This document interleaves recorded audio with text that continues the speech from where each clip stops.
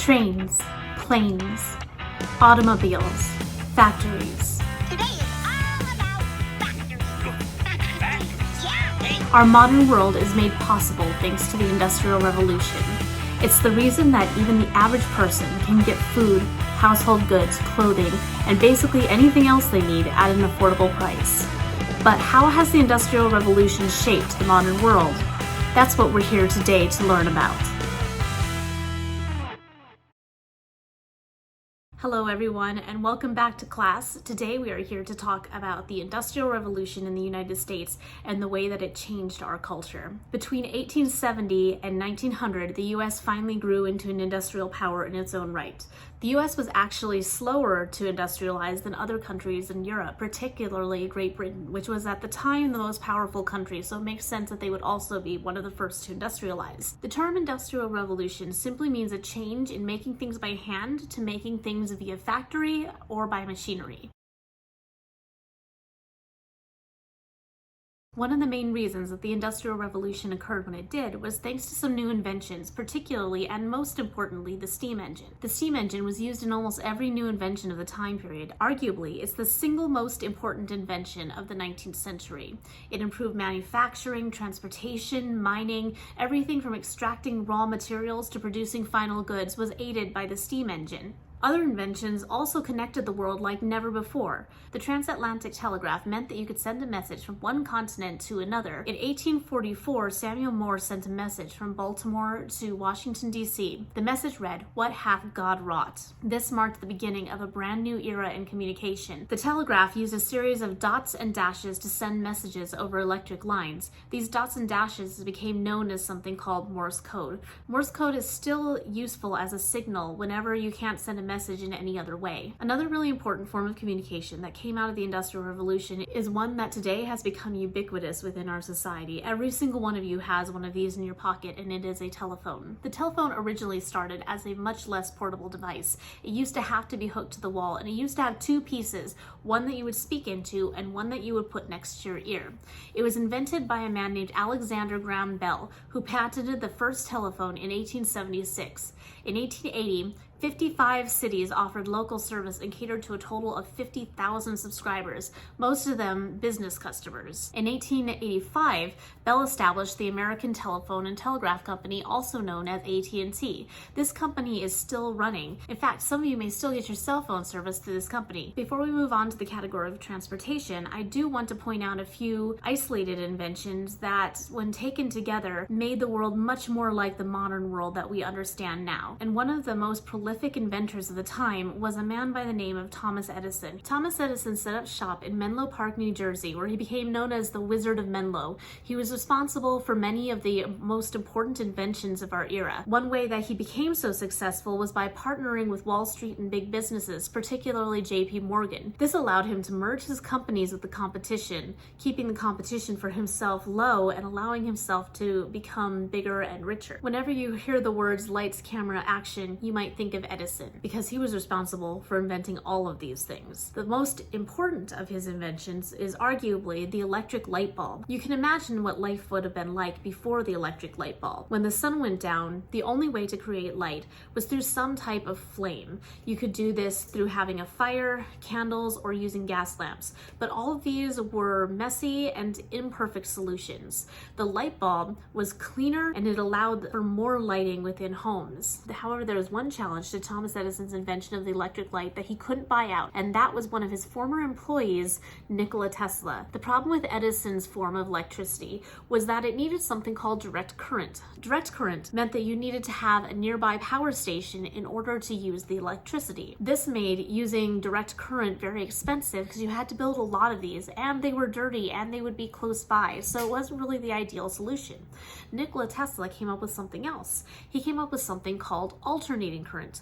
Alternating current could travel further, and it was much cheaper to apply this strategy because it meant that you had to build less power stations and they could be further away, which meant that it kept the air near the areas where the lights were being used much cleaner. Edison didn't take well to this competition. In order to discredit Nikola Tesla, Edison argued that alternating current was dangerous and tried to prove it. So he set about presenting a smear campaign against Nikola Tesla and his alternating current.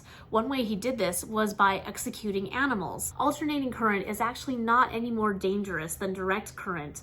Any electricity is going to be dangerous if you use it the wrong way. And Edison was specifically trying to use this the wrong way in order to make it look as though it was dangerous, scare people out of buying it, which would make them more likely to buy his direct current solution. And this leads us to another of Edison's inventions, one of his more controversial ones, and that is the electric chair.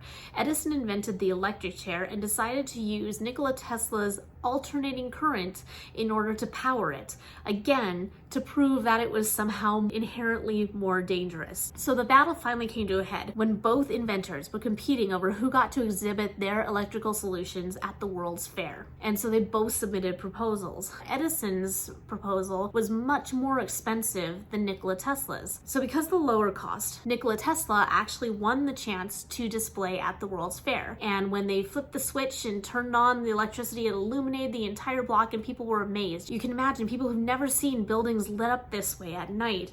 It must have been just amazing to see this display of electricity for the very first time. Now we have electricity everywhere. You see it in Times Square, you see it in your own town. You can see all the electricity being used from space, and we don't think anything of how much of a wonder that is. In order to prove that his electricity was not dangerous, Nikola Tesla actually did demonstrations where he would wear corkscrews into a room and he would actually direct electricity through his body and send it shooting off in different places. That way he could show that this form of electricity is not actually dangerous. So this was a huge win for Nikola Tesla. Nikola Tesla was not really as appreciated as Edison in his own time because he was not as prolific an inventor as Edison, but since then he has gained a lot of popularity. In fact, now there's, electric cars called the Tesla. So eventually he did receive the recognition that he deserved. However, even though Edison did lose the battle of the currents, and alternating current is actually the style of electricity that we most use today, he was prolific in other areas. The light bulb was far from his only invention. As I mentioned, he also invented the electric chair, weirdly, but he also invented the phonograph, or at least the phonograph that became the most useful. Now, the idea for a form of phonograph had actually already been done before. The people who initially invented it didn't really know the scope of what they had. So the phonograph was the first commercially successful device used for playing back sound. It wasn't, of course, the first version of this. In fact, I'm going to play you one of the earliest recordings that I can find that was played on a device similar to this that was actually invented before Edison. It was actually used as a way to study sound and wasn't really thought of as a way to play music in people's homes. Edison was the one that made that usable, but we're getting to the point where we actually do have audio files from this period.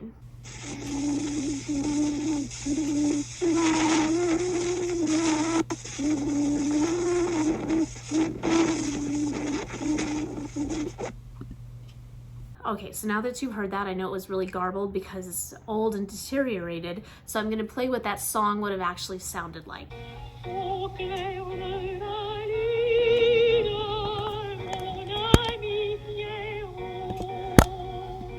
Another one of Thomas Edison's inventions that's become incredibly important, in fact is part of the reason that you're able to watch me do this lecture right now, is moving pictures. Now again, moving pictures had been invented before Edison. There were lots of ways that they would do it.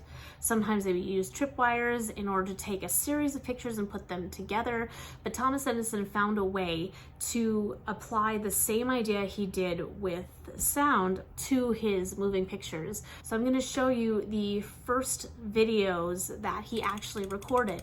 Again, it's kind of amazing that we have this footage. It's far from high definition. It's nothing like the type of videos that we're used to today, but it's a huge step in the process of achieving that.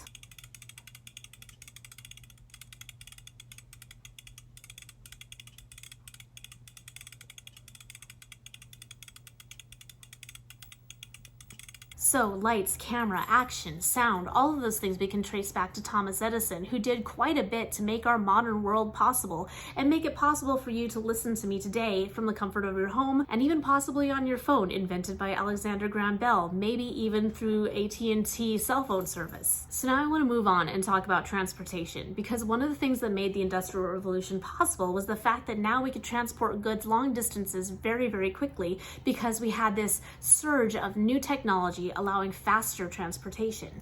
Before the Industrial Revolution, people mostly relied on natural means, getting around on their own 2 feet or using horse or animal power. That was basically the only way that you could move things other than downriver or across the oceans by ship. With the invention of the steam locomotive, this all changed. We already talked about how the railroad revolutionized transportation to the West in our last lecture, but imagine that just all over the world. The idea that now we had this much faster method of travel. Steamboats also allowed us to move faster downriver and upriver. As we talked about, in the US, the first 2 major railroad companies were the Union Pacific and the Central Pacific. These were the 2 companies responsible for bringing the railroad to the West, and by extension, opening the West up to settlers from all over the world. However, they weren't the only way that transportation was improving. The idea of having some form of horseless carriage had been in the imaginations of people for years before anything was invented. Slowly, different variations of automobiles started to appear. The first practical car was Henry Ford's Model T car. It was Henry Ford that finally came out with the idea of a usable car,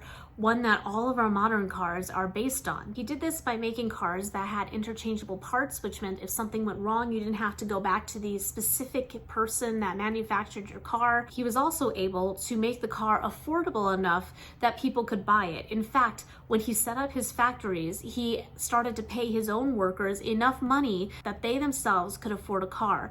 That way, they all became walking advertisements for how useful cars were. So they kept the cost of the car low, knowing they weren't going to make a whole lot of money on any single car, but counting on the fact that they were going to sell a lot of cars, and that was how they were going to make a lot of money. Because of this, cars slowly began to replace horses in the early 1900s. Ford's method of producing cars became the blueprint for how goods were manufactured in other areas of the Industrial Revolution as well. They also required low skill from their workers, so you didn't really need to know how to build a car in order to work in one of these factories. In fact, one of Ford's more famous quotes was, "I prefer immigrants right off the boat that don't know how to make a car." And the reason was because he wanted to be able to teach them how to make a car his way.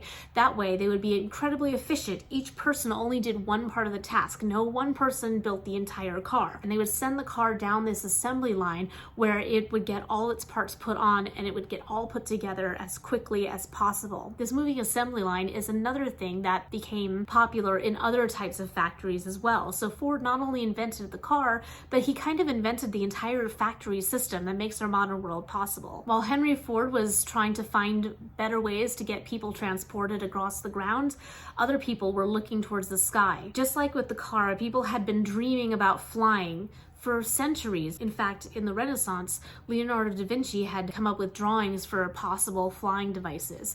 The thing is that most people had thought about flying in terms of how birds fly. They weren't really thinking about flying in terms of gliding, and that's really the key to making a device that actually flies. So there were lots of people trying to invent some type of flying device with varying degrees of success, but the ones who were responsible for finally getting the first powered flight to start from the ground, take off from the ground, and land on the ground were Orville and Wilbur Wright. The Wright brothers had been experimenting with flight since 1899, and the first flight took place on December 17th of 1903. To people living during this time period, it must have looked like the possibilities were endless. There were some people who thought this was going to go on, and we would never stop inventing these new things. And some people thought that this was as far as we could possibly go. Like, what else could possibly be invented? Charles H. Dewey, the commissioner of the U.S. Patent Office, became famous in 1899 for saying, "Everything that can be invented has been invented." We live in a golden age, Fog.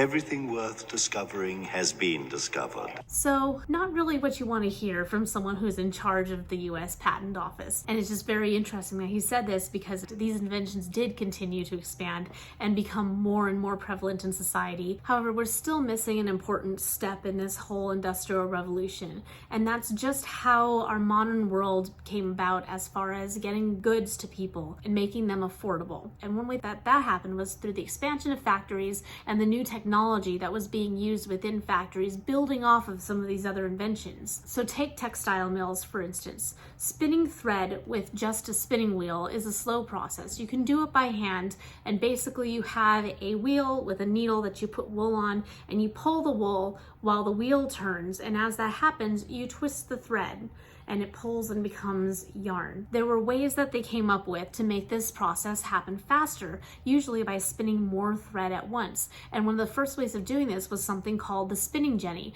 A spinning jenny could spin up to 8 threads at a time. This machine saved time, but it still wasn't enough to make a factory feasible. And so the next step up was something called the spinning mule. A spinning mule used water power to spin the thread, and it was much faster than doing it by hand. It also could spin much more thread all at the same time, and this meant that more cloth could be made, and because more of that could be made, it could be made cheaper. Another thing that made textiles easier for people to get was the power loom. A loom basically has these threads where it opens up every other one. You put your new thread through and you switch the threads and pack it down. Then you put the shuttle with the thread through again, and you switch the threads, and you keep doing that. But it's still a pretty slow process. The power loom was water powered, and it could weave this cloth much faster. It made it possible to weave lots of cloth very quickly and make it more available and cheaper to the general public. Now, cotton factories were usually staffed by women, and there are some problems with the way factories were run at the time. Safety, for instance, was not high on the list of priorities of the people who ran these factories. If you look at some of the pictures of factories at the time, you'll see that wheels and belts are exposed. And if you look at the things that women wore at the time, they wore long dresses with big sleeves. They usually had long hair. Lots of things that women were wearing could get caught up in these gears and cause some workplace accidents. A lot of times they also had children working in these factories, particularly when it came to weaving cloth, because children were small and could fit into spaces that other people couldn't. Sometimes the loom would get stuck and children would have to crawl under there to unstick some of the fabric, and they'd have to move their hands quickly because then their hands could get caught up in the machinery too. And so this was actually a pretty dangerous situation, and there are lots of reports of workplace accidents with women, children, men, whoever happened to be working in these factories, just because they were not very safe. Another invention that made clothing much more accessible to people, besides the fact that now of course cloth could be made cheaply and easily, was the invention of the sewing machine. Sewing machines are one of those things that people had been trying to work on figuring out a way to mechanize for a long time. So the traditional way of sewing is to use a needle that's dragging some thread and move it up and down through the fabric. And people kept trying to find a way to mechanize that. They kept trying to figure out a way to put the hole in the center of the needle so you could send the needle through, but you always run into the problem that it can only have so much thread after the needle before you have to change the thread. And doing that by machine, it just wasn't practical. So it took a long time to figure out how to do this. The person who finally got credit was a man named Elias Howe. Now, Elias Howe came up with something called a lock stitch method. And basically what it is you put the needle with the hole in the bottom, and you have 2 sets of thread. So the top needle comes down around the bobbin, which has another piece of thread, and pulls on that thread to lock it in place. That way you don't have to drag thread behind the needle. And so this meant that you could just run that material through a machine and it would simply sew it. Now, Elias Howe came up with this initial idea, but it wasn't long before someone else came along to try and make this more practical, and that person was a man named Isaac Singer. Isaac Singer was looking for a way to get rich, basically. He didn't really care about making lives easier for women. He was actually known to have said, "You want me to take away the one thing that keeps women quiet? They're sewing."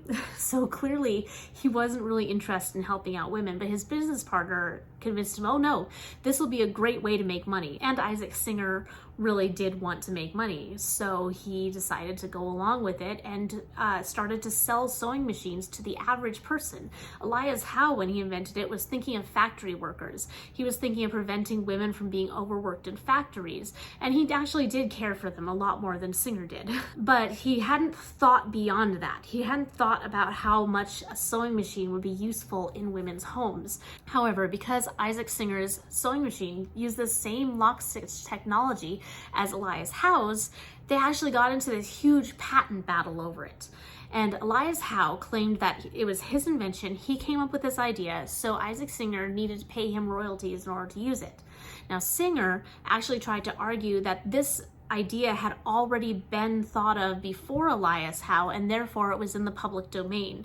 And the way he did this was by proving that other people had come up with this idea first. Meanwhile, Elias Howe came up with this really strange story. He claimed that he came up with the idea for the lock stitch in a dream. And the dream varies depending on when he's telling it.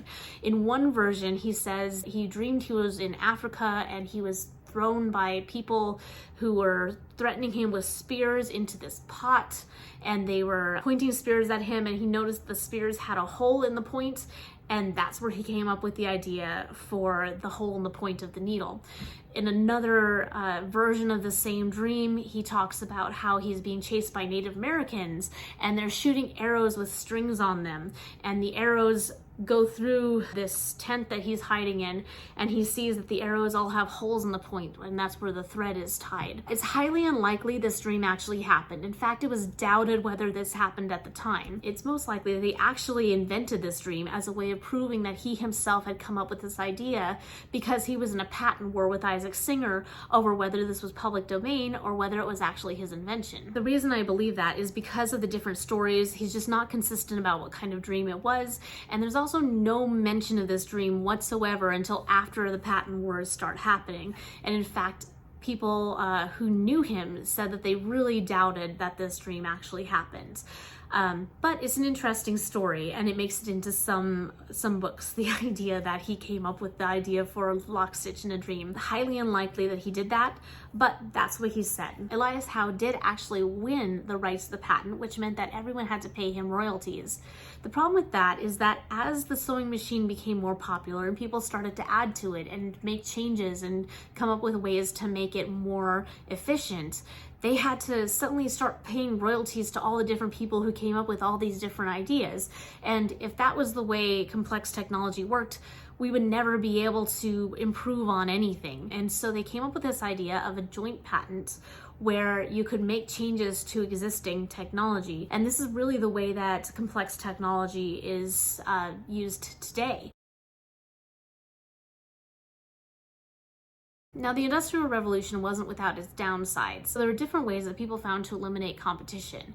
And one of them was by forming trusts. These could also be monopolies or integration. Vertical integration means that you control everything from the raw material to the finished product. So let's say you have a vertical integration on bread. That means you own the farm where the wheat is grown, the mill where the wheat is turned into flour, the bakery where the flour is turned into bread, and the grocery store where the bread is sold. A horizontal trust is where you own the end product across the board. So again, let's use bread as an example. If you have a horizontal trust, it means you own every single grocery store that sells bread. So that means either way, you get to set the price for this item. Some real life examples of this include Andrew Carnegie and John D. Rockefeller. Andrew Carnegie was a steel tycoon, and he owned a vertical trust. So he created Pittsburgh Steel, and Pittsburgh Steel controlled everything from the extraction of raw materials to the finished product of steel. And that's how he was able to keep his costs down and control the price of steel. John D. Rockefeller, meanwhile, created a company called Standard Oil, and he was an oil tycoon. He controlled a horizontal trust. That meant that he brought a number of key oil refiners into alliance with Standard Oil and drove out firms that he could not afford to compete with. Trusts are kind of a way of cheating the system. The whole idea of capitalism is that it works through competition. If you eliminate the competition, it can't work properly. People argued that there was an invisible hand that guided the price of things within a capitalist market. A monopoly or trust throws a wrench in that whole system because it means that competition doesn't exist. One example of that in our modern society is Comcast Cable in this area. There are technically several cable companies in the United States, but they don't actually compete with each other. That kind of means that cable companies can charge what they want and they don't really have to provide provide a decent service, because there's no incentive for them to make their product better, nor is there an incentive for them to make it cheaper, because they don't have any competition. One of the ideas that people believed in at the time, and that we still hear some stuff about today, is something called laissez-faire capitalism. Laissez-faire means to let things alone. This, as well as the idea of the invisible hand, was coined by Adam Smith, who wrote The Wealth of Nations in 1776, where he theorized that an invisible hand guided by natural law guaranteed the greatest economic success if the government let individuals pursue their own self-interest unhindered by the outside artificial influences. Another idea about the marketplace that was put forward by Andrew Carnegie, again the steel tycoon that I mentioned before, is the gospel of wealth. This argued that the rich should act as stewards of the wealth they earned and should administer their surplus income for the benefit of the community. This turns the rich into benefactors for society and makes it seem like people have wealth for some specific reason. Of course, this doesn't always happen, but that was one of the ideas that was put forward at the time, and it's still one that kind of circulates in our modern society. And a lot of these ideas were part of a belief system that they held at the time known as social Darwinism. Now, you've probably heard of Darwin's idea of the evolution of species. This is a scientific term, which was a biological term that's very different from the idea of social Darwinism. This theory was used to explain everything, even things that it didn't actually explain or wasn't actually related to. So people started to take this and apply it to the marketplace as well, and even to social structures within humanity, which included poverty versus wealth, racism within society. It was just applied to everything. So social Darwinism is the belief that humans were organized along a racial and economic ladder, with Europeans at the top, specifically rich Europeans, and everyone else kind of filtered somewhere underneath. However, this could also apply to people who were rich versus people who were poor. There was this notion that if you were rich, you were somehow superior, or you somehow deserved to be rich, whereas if you were poor, it's because you were somehow not smart enough to be rich.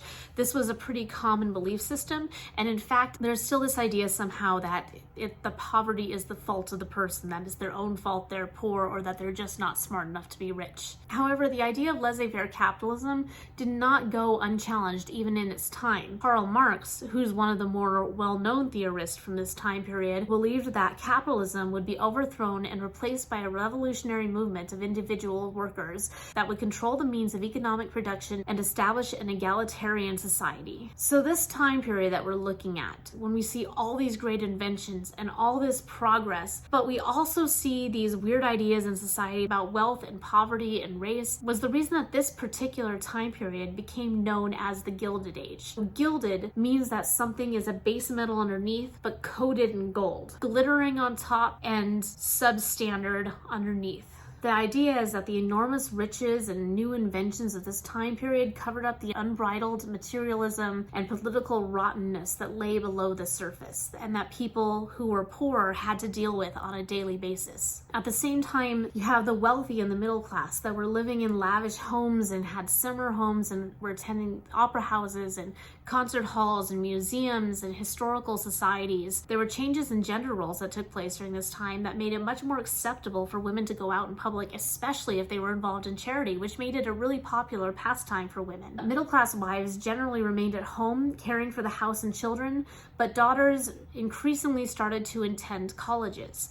There's this myth in the American imagination that women didn't start going out to work until the 1940s and World War II, and that's just not the case. Women have always worked. It's just which women worked. While middle and upper class women were encouraged to stay at home, and many of them did because it was a sign of status, there were poor women who never had any choice in the matter. They had to work. And if you were a woman of color in the United States, you really didn't have that choice, because one person's salary simply was not enough to make it work in this society. So women were working in factories, they were taking work home and doing it in their house in something called piecework, where they would get a certain amount of money for every piece that they did at home. So they'd probably work in the factory, go home and do piecework at night. Middle class women had much more of a choice.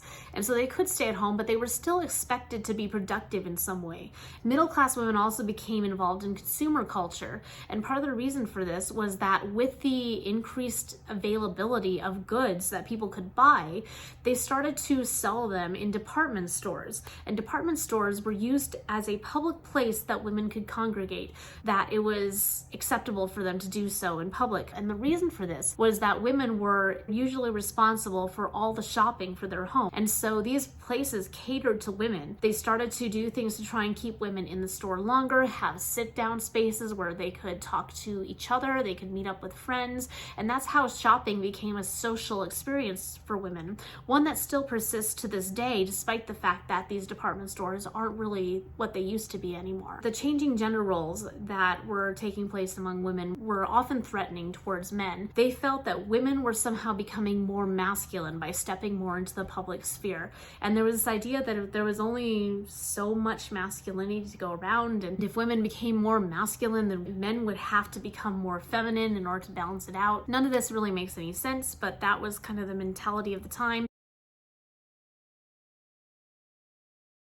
The South was actually held back for many years by slavery because they relied on slavery so much they weren't taking in new technologies the way people in the North were. So proponents of the New South hoped to modernize the South in order to catch up with what they viewed as the more industrial North. After the Civil War, new railroad track was laid throughout the South. Much of this track was actually laid by convicts, most of whom were African Americans, and most of them convicted on small, petty offenses.